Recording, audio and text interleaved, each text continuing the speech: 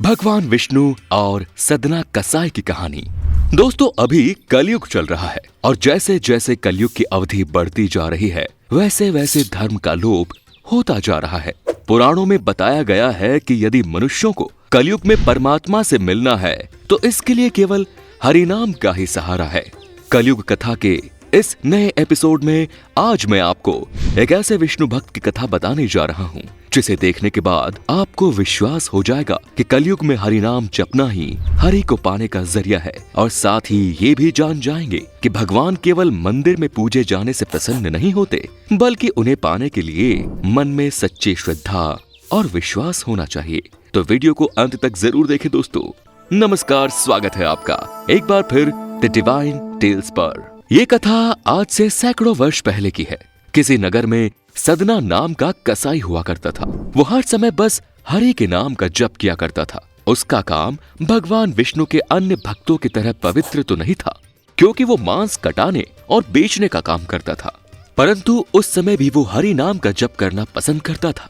एक दिन की बात है, सदना नगर से बाहर कहीं जा रहा था कि रास्ते में अचानक सदना के पैरों से एक पत्थर टकराया। फिर जब उसकी नजर उस पत्थर पर गई तो वो मन ही मन सोचने लगा, वाह क्या पत्थर है, इससे तो मैं मांस भी तोल कर बेच सकता हूँ।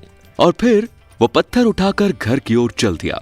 लेकिन मित्रों, आपको बता दूं कि सदना कसाई जिसे साधारण पत्थर समझकर उठा लिया था, वो कोई मामूली पत्थर नहीं बल्कि भगवान विष्णु का पाषाण स्वरूप यानी शालिग्राम पत्थर था।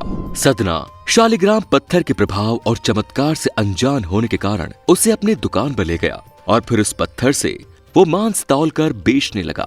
फिर उसने देखा कि दुकान पर आने वाले लोग जितने भी वजन मांस की मांग करते, वो पत्थर उसी के अनुसार अपना वजन घटा और बढ़ा ले रहा है। अब तो वो एक ही पत्थर से सभी माप करता और हरि नाम लेता जाता।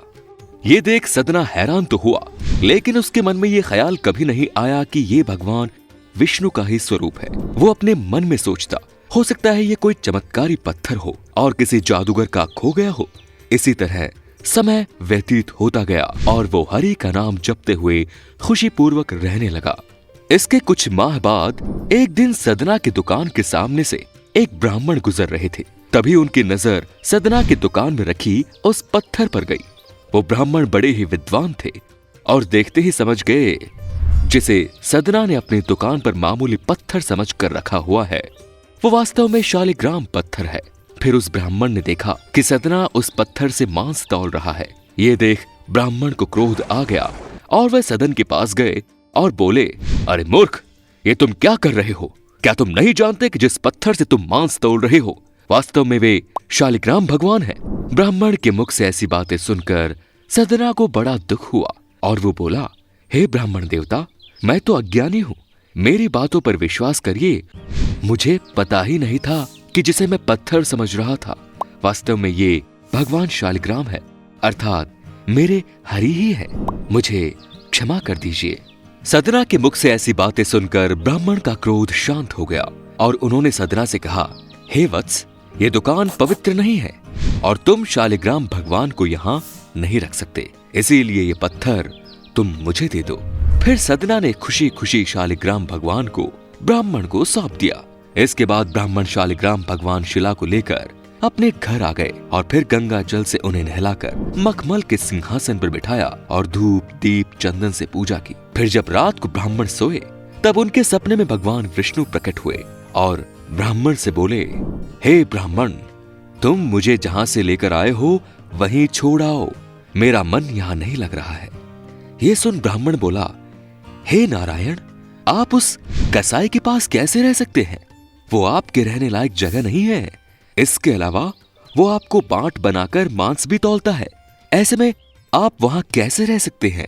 ब्राह्मण की बातें सुनकर भगवान विष्णु मुस्कुराए और बोले, ब्राह्मण, आप नहीं जानते कि जब मेरा भक्त सदना मुझे तराजू में रखकर मांस तौलता है तो मुझे ऐसा लगता है जैसे वो मुझे अपने हाथों से झूला झूला रहा हो। भले ही उसका कार्य मांस काटने का हो, परंतु ये कार्य करते समय भी वो हर समय मेरा नमन करता रहता है, जो सुनकर मुझे बहुत प्रसन्नता होती है। इसीलिए जो आनंद मुझे वहां मिलता है वो यहाँ नहीं मिलता। इतना कहकर भगवान विष्णु ब्राह्मण के सपने से चले गए। फिर अगली सुबह ब्राह्मण उस शालिग्राम पत्थर को लेकर सदना के पास पहुंच गए और सदना को अपने सपने के बारे में बताने लगे। फिर वो सदना से क्षमा मांगते हुए बोले, सदना मुझे क्षमा कर दो, वास्तव में तुम ही भगवान विष्णु के सच्चे भक्त हो, लो अपने भगवान को संभालो। ये सुन सदना भावुक हो गया और उसने मांस काटने के कार्य को छोड़ने का निर्णय लिया। भगवान विष्णु की इच्छा और उनकी पसंद का पता लगाते ही ब्राह्मण ने भी विष्णु का तप करने का निर्णय लिया। दोस्तों, ऐसा माना जाता है कि आज वही शालिग्राम शिला बिहार के चंपारण में स्थित है और ऐसा भी कहा जाता है कि इसकी स्थापना सदना ने ही की थी, जिसके बाद वो यहाँ ही भगवान विष्णु के भजन कीर्तन किया करता था।